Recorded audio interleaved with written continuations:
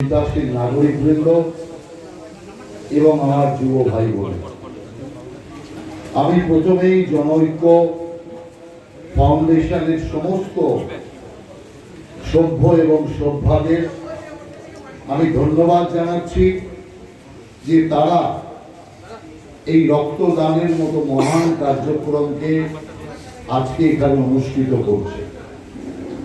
এবং আমরা কিছুক্ষণ আগে আমরা বর্ণনাতেও শুনলাম যে তারা করোনা কালেও তাদের যে জাতীয় কর্তব্য, মানবতার কর্তব্য, দায়িত্ব তা তারা পালন করবার জন্য যথাসাধ্য দক্ষিণ হাওড়াতে চেষ্টা রেখেছে।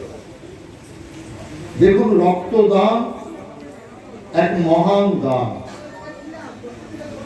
আগে ছিল খাদ্যদান মহান দান, এখন খাদ্যদানের চেয়েও মহান দান হচ্ছে রক্তদান।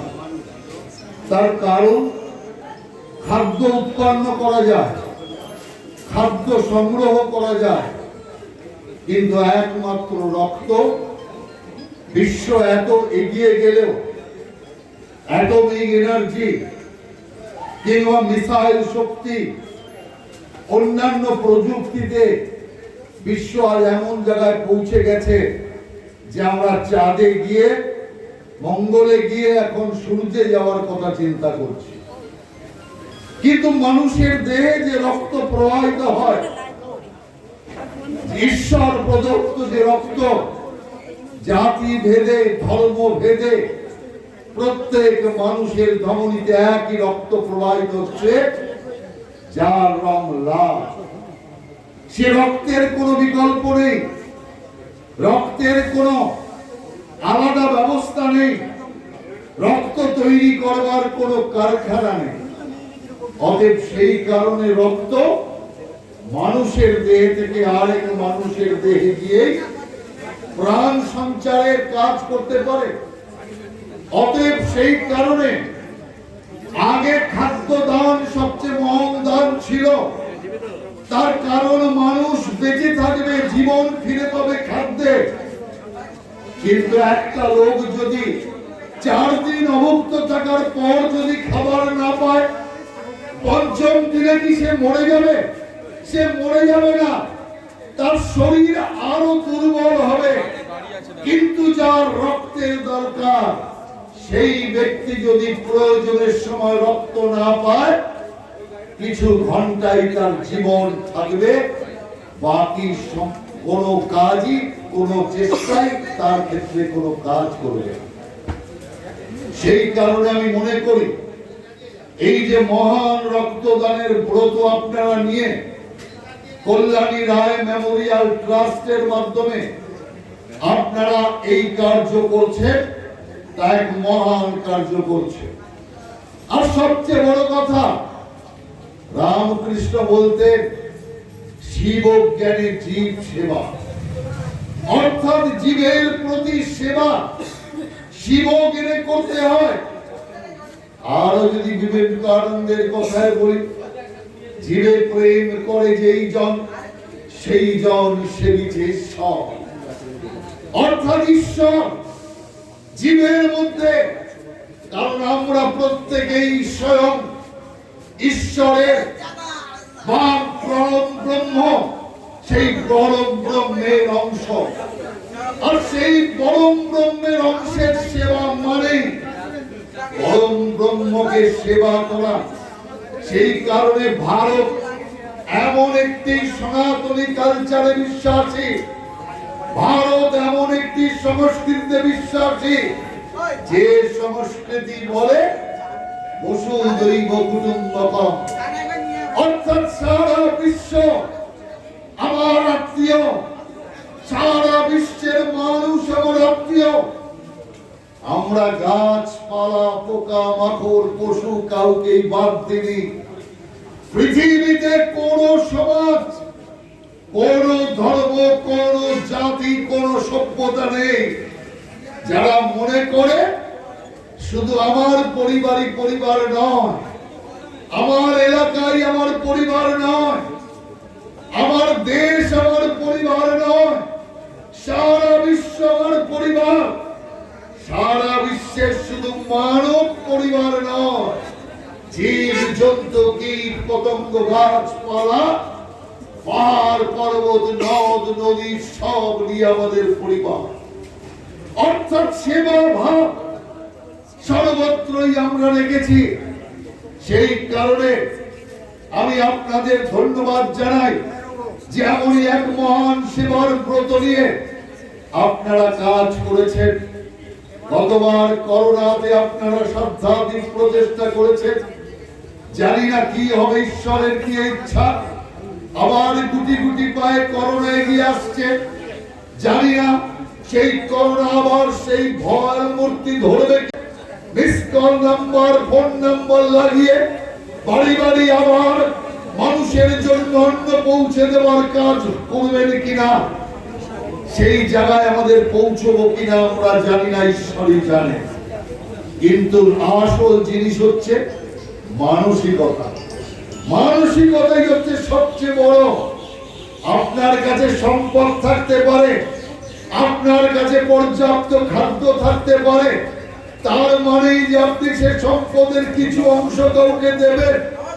আপনার কাছে সঞ্চিত খাবার আপনি যে কোনো আত্মীয়ের মুখে, প্রয়োজনীয় লোকের মুখে তুলে দেবেন, এমন হতে পারে না যতক্ষণ পর্যন্ত আপনার মানসিকতা তৈরি না হবে, সেবা ভাব যতক্ষণ পর্যন্ত আপনার মধ্যে না আসবে। রামকৃষ্ণের কথায় জীবজ্ঞানে শিব সেবার কথা যতক্ষণ আপনার হৃদয়ে না আসবে, ততক্ষণ পর্যন্ত আপনার দ্বারা সেবা কার্য সম্ভব নয়। তাই আমি আপনাদের পরিষ্কার বলতে পারি, যে মানব সেবা করে, যে জীবের সেবা করে, ঈশ্বরের করুণার থেকে তিনি কখনো বঞ্চিত হন না। অতএব সেই কারণে নিঃস্বার্থ সেবা, নিঃস্বার্থ কর্মই হচ্ছে আমাদের একমাত্র সনাতনের মূল ধর্ম এবং মন্ত্র। সেই কারণেই মন্ত্রের যত প্রসার হবে, আপনাদের কর্মকাণ্ড যত লোকেরা দেখবে, ততই মানুষের মধ্যে সেবা ভাব উৎপন্ন হবে। আগে যখন রক্তদান হতো, একটাও ডোনার পাওয়া যেত না, রক্তদাতাকে খুঁজে পাওয়া যেত না।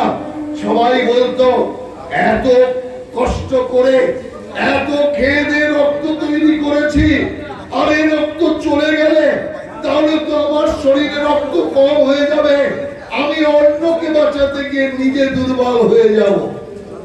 কিন্তু ধীরে ধীরে আপনাদের সবার প্রচেষ্টায় আজ মানুষের মধ্যে এই ধারণা, ভুল চিন্তা থেকে মানুষ এখন সরে গিয়েছে।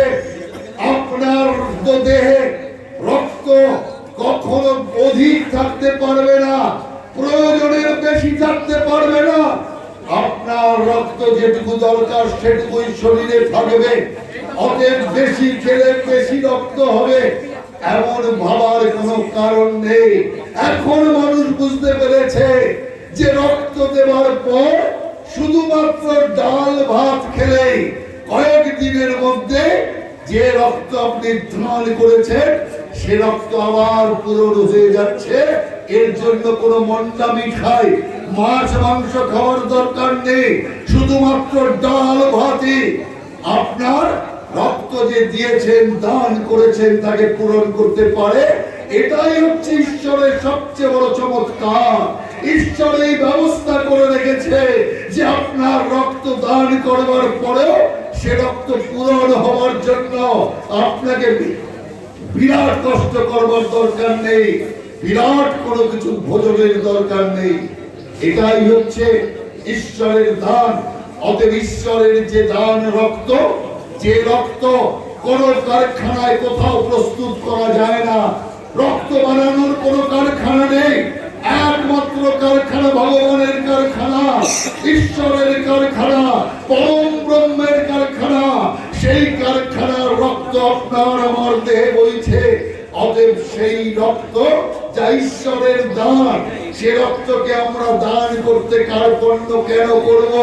যদি ঈশ্বরের দেওয়া একটি প্রাণ আমার দান করা রক্তে যদি ফিরে আসে, এর চেয়ে বড় মহান কর্তব্য একজন মানুষের জীবন ফিরিয়ে দেওয়া, এর চেয়ে বড় পরম ঈশ্বর সেবা আর কিছু হতে পারে না।